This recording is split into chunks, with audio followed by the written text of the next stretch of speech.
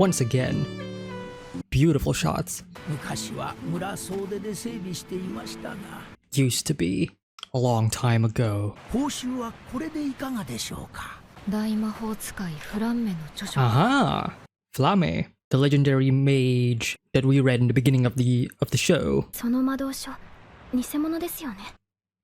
フランメの著書に本物なし。これも出来の悪い偽物だ。Ah.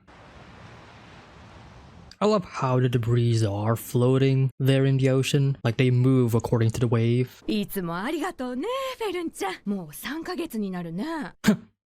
Wow, 3 months have passed. Love this presentation of the environment, by the way. The cold atmosphere, those tiny bits of lights just gives sleeping while reading the book, the grimoire. フリーレン様、朝でございます。起きてください。Ah, the usual morning routine, huh? 海岸の清掃に行きますよ。No response, she's still half awake.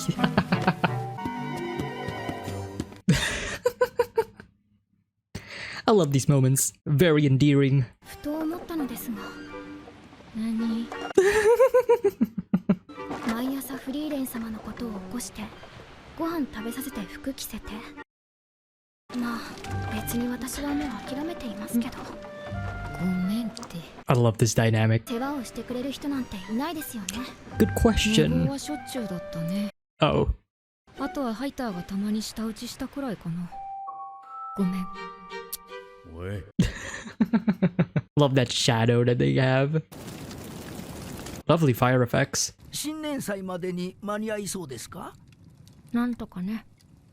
ああ、でしたら今回はぜひとも日の出を見ていただけると嬉しいです。 This time, implying that before she wasn't able to all those years ago. この村では新年祭の日に日の出を見る習慣があるんだ。Ah. フリーレン様は見なかったのですか。私が起きれると思う。Good point. And the routine begins. Another little montage. Months have passed.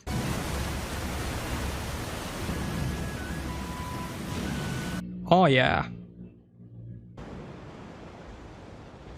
And it's all clean. Would you look at that? Oh, there's a little fish in that water bubble. もちろん新年祭にも参加されますな。 I wonder if we're gonna get a flashback of that old person all those years ago. 太陽が昇る前に起きるんですよ。そこまでして日の出が見たいのですか。 I get a sense that there's something more to this. よくわかりません。そうだね。An old promise, perhaps? Does it have something to do with Flame? なぜ新年祭に来なかったんだ、フリーレン。 Here we go. 僕たちはね、君にも楽しんでほしかったんだよ。ただの日の出でしょ。 Just the sunrise. Oh, we're gonna get something magical, aren't we? フリーレン様、起きてください。新年祭に遅れますよ。 Wake her up. 誰がお母さんですか。 Ooh. Ooh.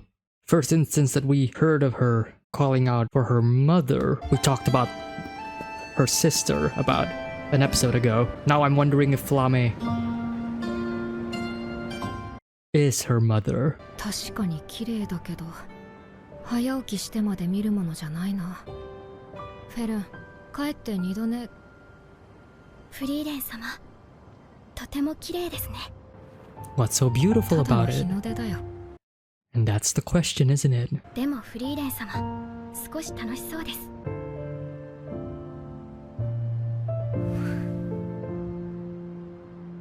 私一人じゃこの日の出は見れなかったな。 There it is. Now it clicked for her, even though it's the same image that we saw. The land where souls... Oh! We are gonna be...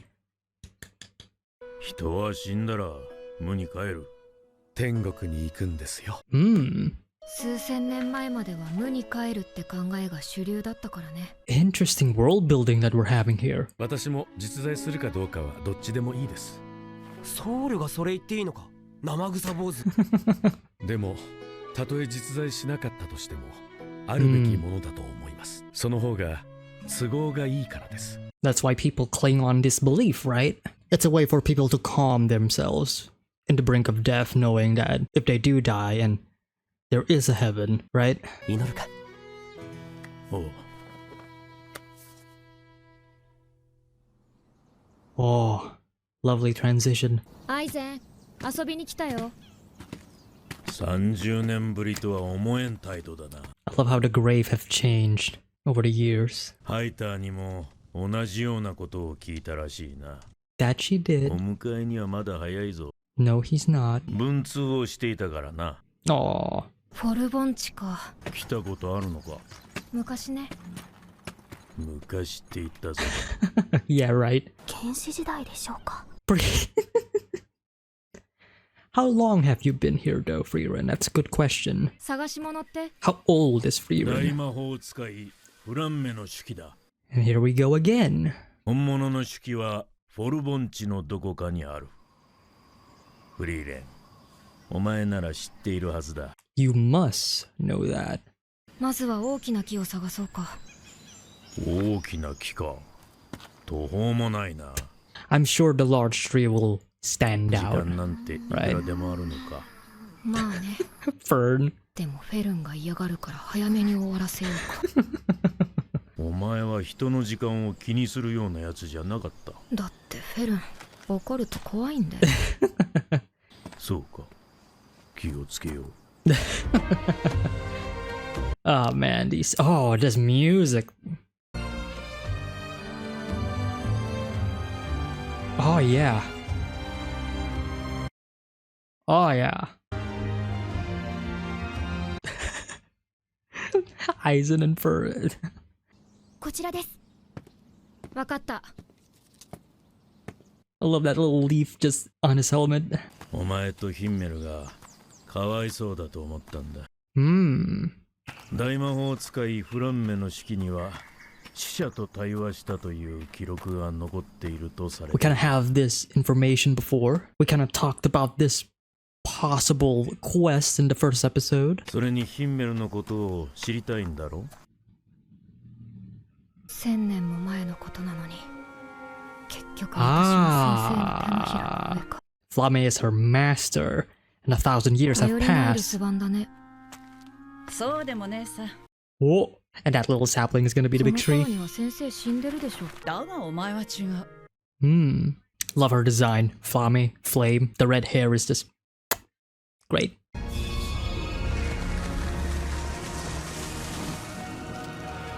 Oh.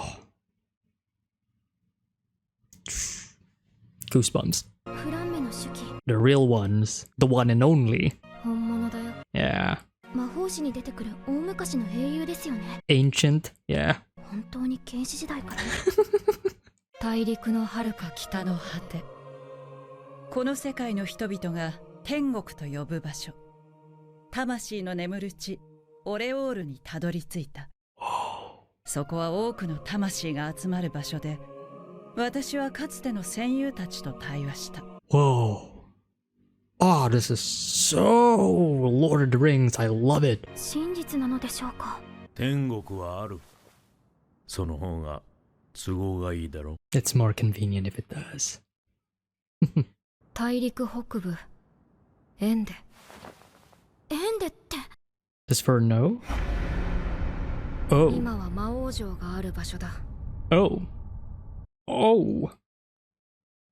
But you defeated the Demon King, right? Unless there's a new Demon King, which, fair enough. でも魔王城のあたりってめちゃくちゃ寒いんだよね。行きたくないな。 Interesting. Alright. 寒い。I love her expressions so much. それにあの場所ではいろいろあった。I could imagine so. フリーレン様。フリーレン様。 Oh my god, that is so cute. そいつはいい師匠か。Ah, どうでしょうか。 that is a good question indeed. That smirk on her face. ヒンメル様たちを知ろうとすることには興味があるようですが。 There it is. 私にはあまり興味がないのかも Oh, しれ don't ません。 think that way. Don't. ハイター様との約束に過ぎませんから。 It's more than that, obviously. 旅は話し相手がいた方がいい。時間の無駄だからね。 Wow. How times have ヘ changed. ルン、そいつは Yeah. いい師匠だ。 Yeah. そうですね。 Oh, why is she so cute? エンデまでの道のりは覚えているな。I love the framing of this. The dead is surrounding the living 俺たちは as if they're always watching them. 10 years is a long time. A taste of what lies ahead. そうだね。たった10年の冒険だよ。 A mere 10-year adventure. Exactly what she said before in the first episode, right? It's only a mere 10 years of us adventuring. Like, it's nothing, you know, it's not that long. But now the difference is, obviously, a mere 10 years for her before will now be something far more meaningful. Now that she's not only just grown as a person, but now she respects other people's time. And that was Frieren, episode 4. And what an episode it was. I think now that I have finished all 4 beginning episodes of Frieren, I can understand why they decided to put out 4 episodes at once as their premiere. These 4 episodes were aired back to back to back to back, and of course they kind of split it off to multiple different episodes for streaming services, and it was something that I was debating on when I was first watching the first episode, and that is, do I want to watch all 4 episodes or do I want to watch them individually depending on how these episodes go? And for the most part, I don't regret that I watched them individually, but I do understand why they wanted to do so in the first place now that I've finished episode 4. There is that interconnectivity of these 4 episodes being essentially the beginning of the journey, right? Well, the beginning of our new journey, because the previous journey was already over. I really do enjoy this episode a lot, especially the growth of Frieren and her character development. I think it was pretty clear, especially towards the end of this episode, where they do show off again episode 1 and where Frieren was at the time compared to where she is right now. And I think we set up the stage pretty well moving forward. This episode also is, I think, where the main story truly begin. This is where our main adventure begin. Essentially, the first 3 episodes, I would regard them as the prologue, right? Including episode 4, right? This is the prologue of the journey. This is where we understand Frieren. We try to see where she is, who she is as a person. This is when she is introduced to Fern and our potential next party member, right? And by the end of this episode, we finally figure out where we are going to go. And this was something that I talked about, I think, in my review of episodes 1 and 2, which is, where will our journey go to? Where will our journey be heading? What is the main objective? What is the main quest? Talk to the dead. I do love that we were teased of Flame in the first episode, and we kind of got that confirmation by this episode. No, Flame is not Frieren's mother, as I thought she was, but she is actually her master. And we'll talk more about Flame later on in the review and the discussion, but I do love the introduction of Flame. I think Flame is a really interesting character. I want to see more of her, and this whole journey to the land of the dead, where we are essentially retracing our steps to... We're essentially doing New Game Plus. This is basically it, right? If we're talking in video game terms, Frieren basically just finished playing the game. She just beat the main boss. She just looted and discovered most of the quest items or what have you. And now she is doing New Game Plus. She is going to be redoing the main quest again. She's going to be going through many of the different places, many of the different locations that she went before with her old party members, but this time with new knowledge and new insight. But many years have passed since then, so there's bound to be new enemies, new obstacles, new adventure, and new things to discover along the way. So I do love this approach for I guess, the structure of the story. I mean, to simply put, right, it is essentially a new game plus mode. And funny that I say that, because with anime and fantasy, it's mostly attributed to the isekai genre of anime, where essentially, I mean, of course, most of you guys have probably know about what an isekai is, right? A person gets reincarnated into another world, or they go to a different world, like, let's say, for example, like Sword Art Online, where they go to a video game world. And even when they are not in a video game world, their magic system is based on a video game. Like, I remember when, what was it? I think it was like Shield Hero, when I was watching that show, and then there's a menu that just popped out for like the main character for them to essentially raise their stats and to learn about their equipment and whatever. And I'm like, this feels very video gamey. This doesn't feel like a fantasy. This feels like a fantasy video game that this person got reincarnated to. And it's really fascinating for me that Frieren is able to pull off that video gamey structure without overly relying on the fantasy video game elements that a lot of people might probably be more aware of, probably more attuned of. Like, oh yeah, I understand how this works, I understand how that works, but that's just because people play video games, right? But not here. Frieren doesn't magically pop out like a menu out of nowhere, but the structure is video gamey, and I don't mind that at all. And one would say that the video game nature of it isn't really a video game element, because most video game fantasy structures are based on classic fantasy narratives. So who knows, maybe, right?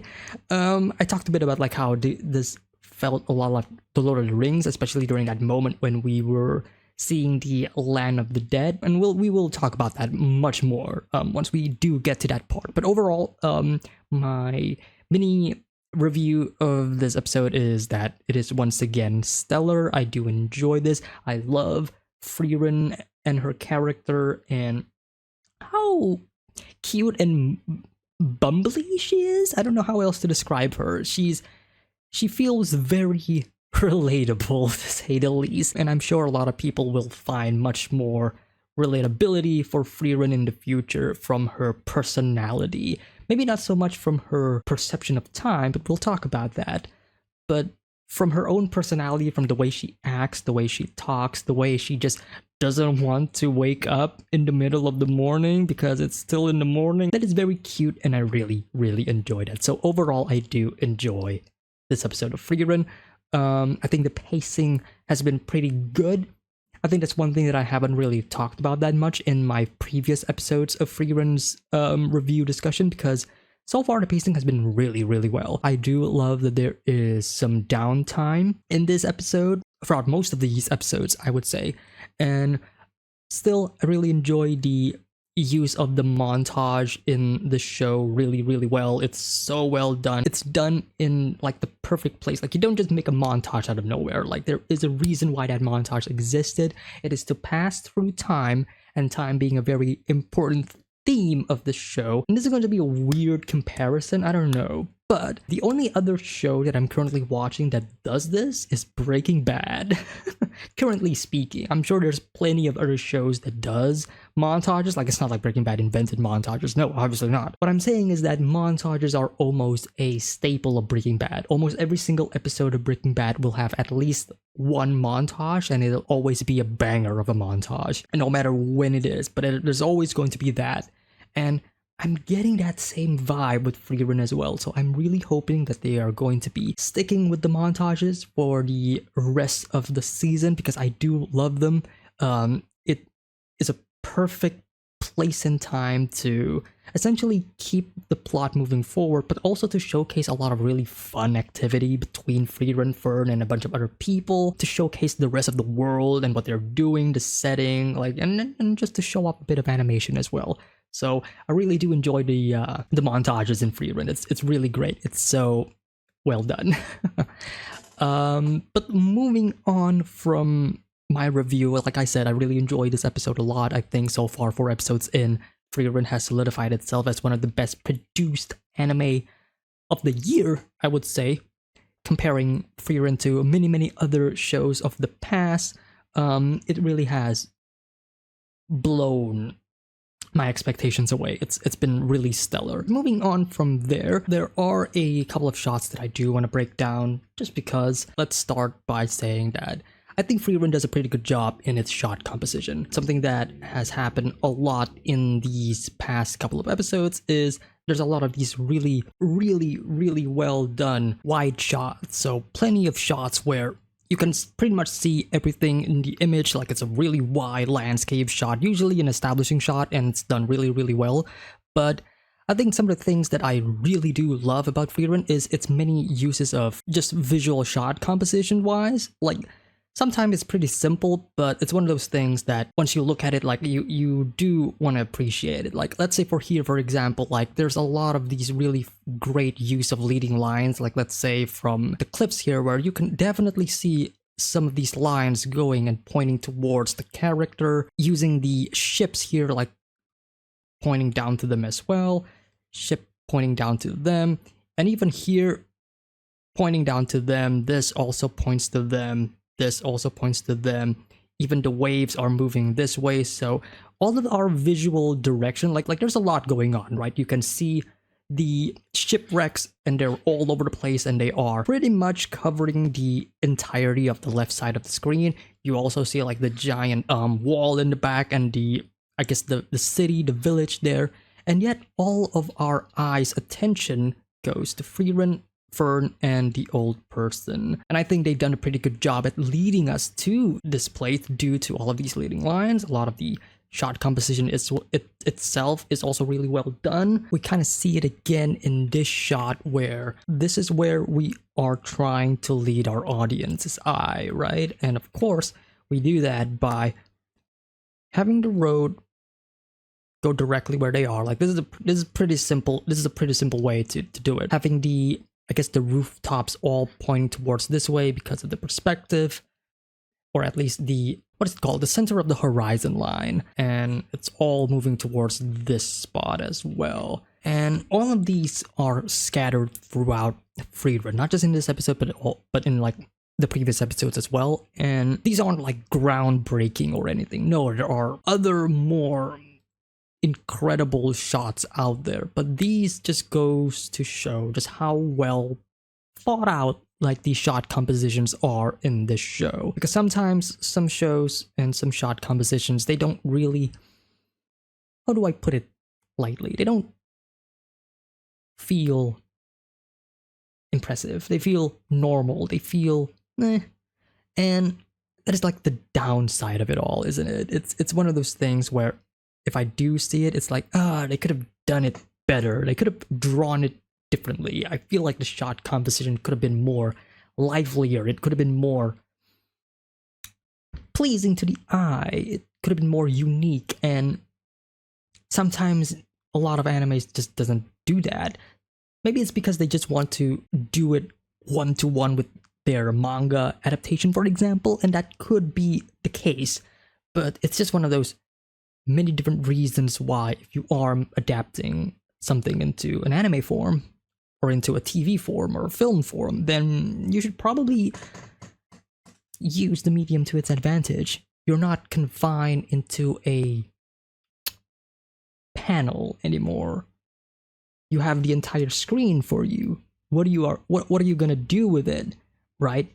Change it up a bit. Make it feel more pleasing to the eye. That's pretty much it. And Frieren is nothing short but pleasing. It is beautiful to watch, and this episode is just oozing with a lot of these really fantastic shots. And even here in this shot in particular, where we do have Frieren and Fern, and they're just looking at the bountiful booty that they got, which is a bunch of kelp, a bunch of seaweed or whatever it is, thinking that it is going to be treasure, but it's not. But look at the way this shot is. Look at how it's formed, right? This is an obvious triangle. Isn't that fascinating? Like, it's pleasing because it is a shape that we acknowledge, but not a lot of people will immediately see it, but it'll look natural because it is natural. This is a natural shape that we are used to see. And it's not just from here, but it's also from the way these ropes on the ship are formed. Look at how this is essentially highlighting Fern, and how this is essentially highlighting Frieren. And how you can see there's a triangle here, and it's all these natural shapes that are used from the various different objects in the world. And I think this show is a great example of that. There's plenty of that throughout this episode, like I said, and plenty more throughout the previous episodes, and I cannot wait to see more and more episodes moving forward. Curious to see like how they're gonna handle a lot more action. The previous episode we kind of saw a tiny taste of the action, and it is superb. But I do want to see like how they're going to be handling that, because that requires a lot of movement, a lot of shifting of the camera, not a lot of static shots, but a lot of moving shots, a lot of dynamic moments, right? And I'm curious to see like how they're going to be handling more of that, because the ones that we saw in the previous episode, really well done. And even in this shot, which is a beautiful shot by the way, but look at this horizon line, and it's clear that it's all pointing down towards Frieren and Fern. Now obviously your eye will immediately go towards here, but for some people they may look at it differently. They may focus on the sun first, they may focus on these people first. So really, subconsciously speaking, it's all because of these. All because of this. The shot is essentially tricking you into looking at a specific place. I would imagine if the trees are gone, if there's no tree here, if there's no stalls here, if these don't exist, if there is no pillar with these ropes hanging, there's no tree here as well, and then let's say there's a bunch of people here scattering throughout, and Frieren and Fern isn't on the edge of this cliff, and they're not how do I describe it, and they're not alone, because in this shot it's clear that they are sort of alone, like there is this space between them and everybody else. If there's a bunch of people in this shot, chances are most people won't know where to look until maybe a second later, like, oh, there they are. That's where I'm supposed to be looking at. And speaking of this scene in particular, I do love the color palette that they are using. The yellow and the purple, pinkish atmosphere mixing together just makes it feel more ethereal, it makes it more dreamy, and overall it adds more to the magic that they're trying to showcase, right? In the beginning of the scene, when Frieren was looking at the sunrise for the first time, she's like, this feels like any other sunrise. Like, I don't see the point. Like, it's beautiful, yes, but what's so special about this compared to everything else? But then she looks at Fern, and then you see this glow in her eyes of like how beautiful and how she admires it. And then Frieren clicks. Then she realizes the beauty of the sunrise. It's still the same sunrise. The show shows it twice. They show it once where it's just the sunrise and the water, and we see Frieren's reaction of like, yeah, it's fine. But then they show it again once Frieren goes, oh, now I get it. And weirdly enough, I felt the same way as Frieren. Isn't that crazy? Isn't that a fascinating thing to think about? Because when they showed the sun rising for the first time, I will admit, it does look beautiful. This looks beautiful. But it is a sunrise. It is a normal sunrise. I've seen my fair share of sunrises. But what is special about this sunrise is the question that I had. I was waiting, okay, is there going to be something magical that is going to happen? Is there going to be like stars coming out just like the meteor shower and whatever? But no, that is not the point. That is not what it's trying to do. And the show explicitly tells you, no, that is not the point of this. The sunrise is only half of the magic, I would say. The other half of the magic is watching it with your friends. For Frieren to watch it with Fern, there is that special feeling of this is our sunrise. This is a sunrise where I will remember it not as the sunrise that I saw by myself. No, this is the sunrise that I saw with Fern. And I guess that is the reason why Himmel and a bunch of the other group of members, right, Aizen and Hater, why they all feel a bit upset about why Frieren wasn't there present to watch it, is because they couldn't share that sunrise with her. It's no longer a sunrise that they share with Frieren, it's a sunrise that they share with themselves. And sure, it's a really great memory, but it would have been better if Frieren was there as well, right? And so the show literally explains all of that by making us look at Fern, realizing how for her, this is great and this is beautiful. Cutting back to Frieren and Frieren realizing if Fern is happy, then I am happy, and then we cut back to this again. Still the same shot, but you get a totally different feeling of it. You feel magic, essentially. And it's still the same sunrise. Nothing has changed, but what has changed is our perception and how we feel about it. And I think that is beautiful because that is essentially the theme of the show, right? The theme of the show is about time and how we spend time and how we are going to remember those times, right? It's all about making memories. Like, let's say, for example, I go to the shopping mall. It's just a shopping mall. I go there every, well, not every day anymore, but I go there from time to time. It's just an average shopping mall. But when I go there with my friends, I'm going to remember, oh yeah, this is the shopping mall that I went through with my friends, and we had a lot of these moments, a lot of these happy little adventure, a lot of goofy things that has happened. That is the other thing that the show is trying to do. Make friends. This show is screaming at us, make friends and make some happy memories because time is precious, because once they are gone, you're gonna regret it.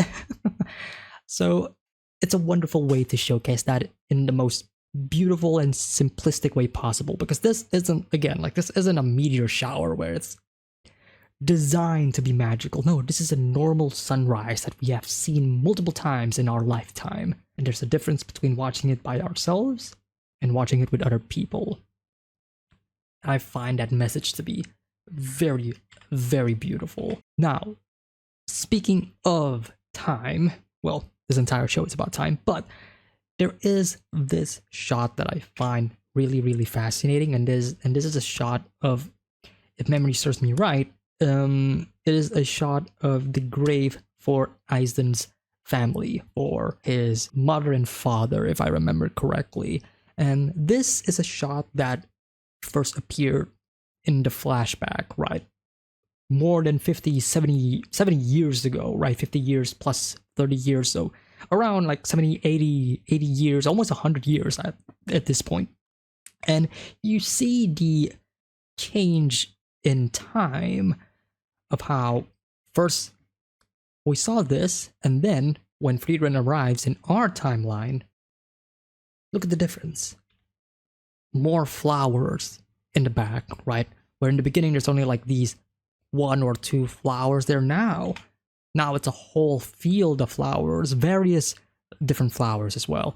And the grave itself has only grown larger. I think it has grown larger. It's not that it has eroded, I don't think. No, I think the grave just got bigger and bigger and bigger. Because I'm looking at these 2 flower places, whatever they are called, but those did not change, right? But the graves did. So 2 things that can come up with this, right? The first is that Aizen just added more rocks, or it could also showcase that there has been more people that has died in his family and the grave has grown. But still though,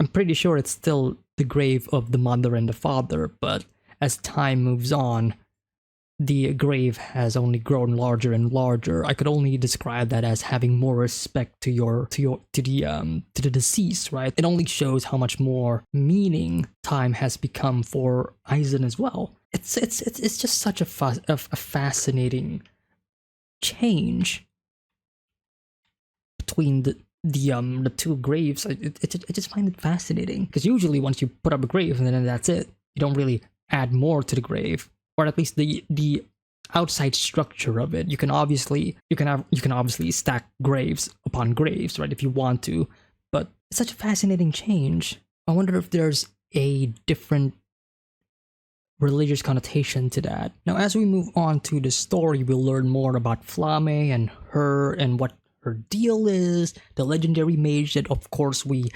heard about in the beginning of the first episode, but only through text and passages, right? But now we are learning more about her. Like, immediately we learn more about her. We learn that she is Frieren's previous master. Unsure about her age. She's not an elf. I'm just looking at the ears because that's like the usual. Like, if it's an elf or not, just look at the ears. But the ears and her height as well. She is human, a legendary mage, and she's a human, one that took Frieren as her apprentice, which explains more about the quote from Frieren of, "Master, you're gonna be dead in the future." It fascinates me. It truly is, because it only adds more to Flame's, I would say, recognition and I guess her role in the world of Frieren. What I was about to mention during this segment is this, Frieren's earrings. Now, if you look closely, this is a similar earring can be seen on Flame. Well, not the exact one, but a similar motif, a similar style, the same color. I don't think it's the same one. I don't think it's the same exact earring. It could be, but I feel like it's made from the exact same material. Maybe it's just a simple ruby earring that is quite common. I don't know, but I don't think so. I feel like there's going to be more to that, because in the past, you don't see Frieren wearing those earrings, do you? No. She's not wearing those earrings at all, and now she is, almost all of the time. But speaking of Flame herself as a character, I absolutely love her design. I love the color of her hair. Same eyes, though. I just noticed this, the same eyes as Frieren. Yeah, look at that. Same eye color, so I'm curious to know what is the deal with the eye color here. Is it something to do with their affinity, their tune with magic? Is it just a simple eye color choice of, yeah, we're just gonna make them very similar and there's nothing else to it than that? I don't know, but I just find it fascinating. That's pretty much it. Speaking of her design, I do love her look. I love how graceful she seems.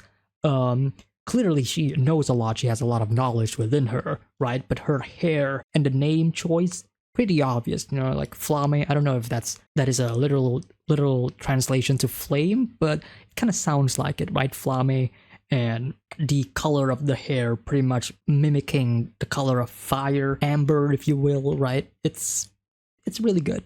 It's really good. She strikes me as somebody who is very, not just mature, but somebody who is very wise. Usually when it comes to fantasy storytelling, the old wizard, if you will, or the master, they are usually the wisest of them all, right? They're usually the wise one who knows almost everything about the world, who is very knowledgeable, who is pretty much level 100, if you will. And it's very interesting because now the role is reversed. Well, I wouldn't say reversed, but more so that the role has now passed down from master to apprentice. Now Frieren is the master. Now there is the added potential of meeting Flame in the land of the dead, right? Because obviously our adventure currently is so that we want to go to, or here's another thing, right? Because we don't know what happened to Flame herself, right? As a person, we don't really know what happened to her as a person. And I'm just gonna skip ahead just a bit because I want to showcase this. This reminds me a lot of The Lord of the Rings. Now, not entirely, but it reminds me a bit of the land of Valinor. Valinor being the land where, basically the land of the elves. That is the land where a lot of the immortals lie. It's not really heaven, but it's kind of heaven in the Middle Earth lore and such. But it reminds me of that. And the prospect and the idea of this is the place where the dead remains forever, and somehow Flame was able to reach this place. The idea that this place is also a place that can be reached, but we have no idea how to because we've only seen it through the passings and through the notes of of Flame herself. That and the fact that it's located at like the very edge of the map. Very middle of Valinor type, where it's located at like the other half of the map, the other half of the world, and it's gonna take a lot of hurdle to get there. I love the presentation of this. I do love how it looks. Very heavenly, ethereal. The two golden trees, again, it's also very Middle Earthy to me. But one thing remains is, does it actually look like this? I'm getting the feeling that this, what we are looking at, this feels more like a description of what it looks like from Flame's notes. It is a romanticized description of heaven. Will it actually look like this? We don't know. I'm going to say probably yes, because I don't think this is the type of show that would change or give us quote unquote wrong information about what something may look like. Because not many, I'm gonna be honest, not many anime or manga does this, where they're gonna show one thing and turns out that thing is totally different.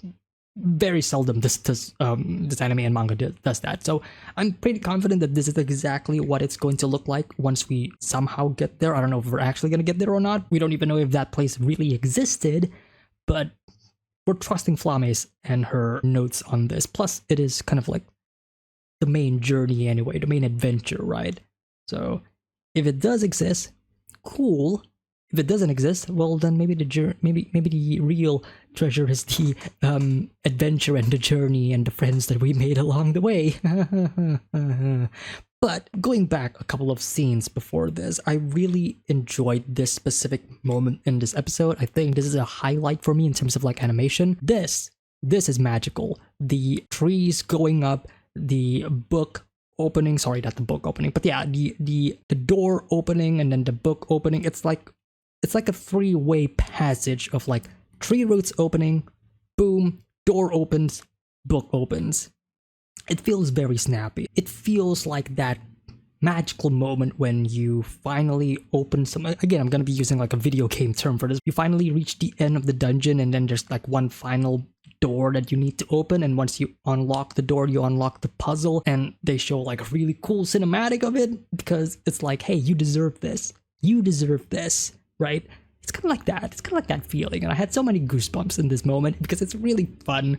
It's really sweet. I really enjoyed the fantasy element of this show. I really do. I really do. It's really good. It's really good. But moving on, yes, Frieren finally gets a hold of Flame's notes. She reads about it, and then our adventure finally begins. Other incredible shots in this episode, I would say this shot was really fun to see. This feels very Castlevania-y, even though I've never really watched or played Castlevania, but it just feels like it. It's also very evil.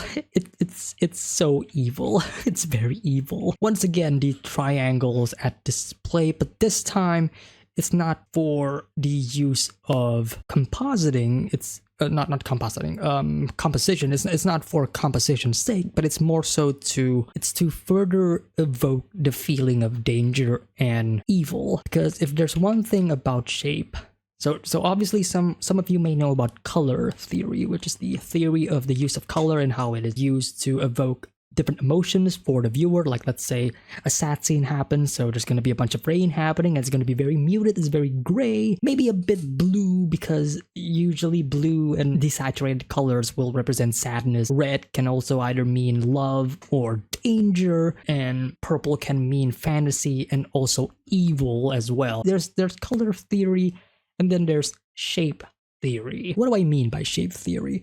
So usually, and I'm going to use a character design as an example. So let's say a character looks like this, right? Let's say a character looks like this. I just made Among Us. But a character looking like this, where their design in particular is mostly round, right? There's no sharp edges. Usually it evokes a sense of comfort. What about a character where they have a really sharp nose, for example, and then they have like really sharp teeth? I know it's an over-exaggeration, but usually these types of characters are pretty bad. They're pretty evil because sharp objects will make us feel terrified. You see a sharp object in real life, you don't want to touch it because it's going to hurt you. And here, the triangle is used as a sharp object representation. You see all of these sharp objects, from the rocks to the buildings themselves. Like, look at the decor of the building. Like, it's all triangle, triangle, triangle, triangle. All of it is pretty fucking sharp. Triangle, triangle, triangle. And the one thing that is of comfort, which is that even the sun or the moon, I can't even tell. I'm gonna say the moon. But the one thing that is usually a sign of comfort is now the color red, which is a sign of danger. And then the world itself is all gray and dark, which isn't a sign of fun and happiness. Like, it is an over-exaggeration, but it is effective, isn't it? And I just love how this show just straight up said, yep, this is the place of the Demon King. This is where danger lies ahead. Yep, there's going to be plenty of really terrible things happening here. But that is still a ways off. Like, we still have like a 10-year journey ahead of us, so we're not going to be heading towards the Demon King's place in quite a while. And so we move on. We head back into the car, we go back to Aizen's place, and here is where the show is basically telling us, hey, Frieren has developed as a character. In case you haven't noticed, in case you didn't figure it out, Frieren has grown as a person, right? This is the part where the episode and the characters just flat out said, Frieren has changed. The callback to the previous, to the first episode, I would say, of the Starry Night, where they are seeing the meteor shower, and of course you have, there is this extra set of dialogue between Frieren and everybody else, and Frieren's like mostly dismissive about all of it, and now how much of that has changed. And it brings a smile, not just from Fern, not just from Aizen, but also from me as an audience, right? It's like, yes, she has finally grown up. Now, she hasn't grown up just yet, even though she's like 1,000 years old.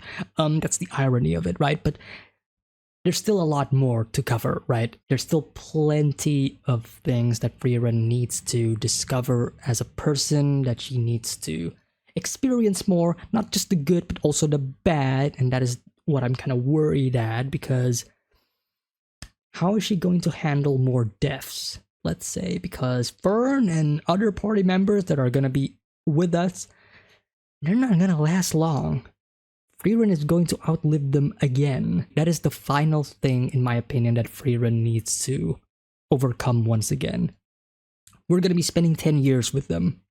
10 years with Fern, 10 years with many other characters that we're going to be meeting along the way as well. Once that 10 years is over, what is going to happen next? Is Frieren going to be staying with them and the adventure and the party lives on? Or are we going to repeat history where after 10 years, Frieren goes her separate ways and they're not going to see each other again? I'm going to say the former. I think by that point, Frieren will probably learn the full value of time, because Frieren has learned about the value of time, but she hasn't fully learned the value of time just yet, I don't think. She's going to learn the value of time more, and I think she's going to spend the remainder of her years, her lifetime, spending it with Fern and other characters as well, because I feel like that is the point of this final moment in the episode where you see they were talking about, like, yeah, it's going to be another 10 years. Frieren smiled, right? She smiled, she looks back, and then she says, yep, that is correct. It is a mere 10 years. But I feel like this is the part where the context and the reason why she said that has changed. In the beginning, in the first episode, Frieren mentions it to her previous party member as sort of a dismissive way, but it's also a the lack of attention to time, right? It's only 10 years. We didn't spend much time together, right? That was like the connotation of her saying it's only 10 years. Here, it is entirely different. When Frieren said, yep, it's only going to be 10 years, there is a sense of, how do I describe it? The meaning behind that change. Now she's saying, yes, it's going to be just 10 years, and I'm going to be spending those 10 years to the fullest. You know? 10 long years? Let's go. Because at this point, Frieren has realized, she has learned that those mere 10 years that she spent with Himmel, Aizen, Hater, that was not short. That was long. Right? All of the memories that Frieren is recollecting and remembering over the course of these 4 episodes is more than enough to make Frieren understand that those 10 years that she has spent with her friends, that was a lot. That was a lot of time. And now she's going to be doing it again. But this time, she learns the value of those mere 10 years. Yes, there is the irony of like, yeah, it's only going to be 10 years for me. You know, like, it's still going to be fast. It's not the same anymore. The attitude has changed. And I love that. Character growth. Last thing that I want to talk about before we end the episode discussion of Frieren episode 4 is simply this shot. I really enjoyed this shot as well. Perfect use of leading lines, perfect use of the triangle where it is just pretty much encapsulating our characters in this specific spot, but there's also a bigger meaning to it, right? I talked about it during the reaction of how this shot feels like the dead is surrounding the living. And not in a creepy, ghostly way, like, ooh, no. But I mean like the dead are watching you. No matter where you go, they're gonna be with you forever. Maybe that's a bit terrifying now that I'm saying it, but think of it in a good way, right? Your loved ones will always be with you, no matter what. That is the main point of this shot. And with our journey now pretty much set in stone, get it? Because it's set in stone. See, it's set in stone. Okay. Terrible joke. But now that the journey has set in stone, we know where we are going. We now know pretty much the major theme of the show, right? It's not just time, but it's also about our past. I don't want to say grievances, but our regrets in regards to the dead and how we are going to live with that, how we will move on from that. And a lot of people do it in various different ways. For Frieren, obviously she has regrets. So now she's going to the land of the dead, hoping that she will find her friends and make amends, especially towards Himmel. And again, it still can go either way. It can either go that the land of the dead is still there, like it actually exists, or you can't actually get there. Who knows?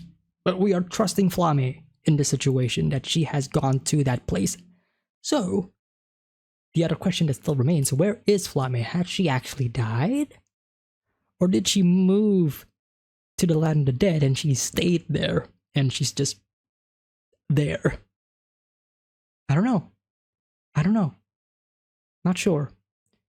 We could see her grave maybe down the line in this show, right, where we will make a pit stop and then Frieren will see her grave. I don't know. Exciting stuff. Hope you guys enjoyed my review discussion of Frieren episode 4. And we shall continue on with the next episode next time. So hope to see you all there. Take care, everybody. Have a nice day. Peace.